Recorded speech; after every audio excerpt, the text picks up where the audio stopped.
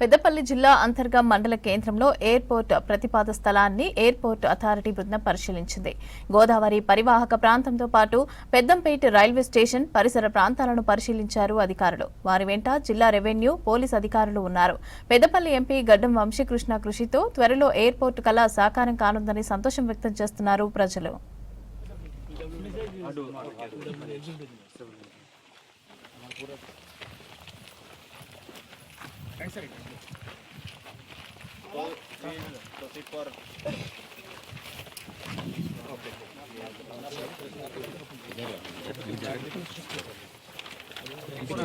Sir 2600 plus 4000 sir.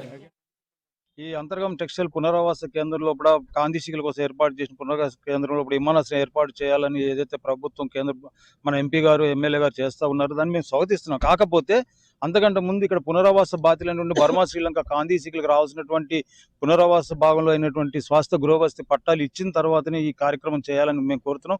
ఎందుకంటే మేము దేశం నుంచి వచ్చి కట్టుబడులతో వచ్చాం, మిల్లులు మూతపడ్డాయి, అనేక మంది అనాథలు అయిపోయారు. ఉన్నటువంటి కుటుంబాలకైనా ప్రభుత్వం న్యాయం చేయాలని ఎంపీ గారు, ఎమ్మెల్యే గారు చొరవ తీసుకుని మాకు న్యాయం చేస్తారని ఆశిస్తున్నాము.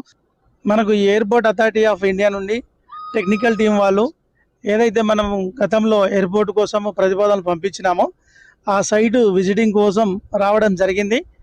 దానికి సంబంధించి టెక్నికల్ ఫెసిబిలిటీ అలాగే వివిధ విషయాల మీద ఈరోజు ఈ స్థలాన్ని సందర్శించి వాళ్ళు తదుపరి నిర్ణయాన్ని తెలియజేయడం జరుగుతుంది. ఇక్కడ అంతర్గాములో ప్రపోజ్ చేసినటువంటి ఈ సైట్ దగ్గర ఈ అంతర్గాము, రాయదండి, ఈ విలేజెస్ అన్ని కూడా పరిశీలించడం జరుగుతుంది.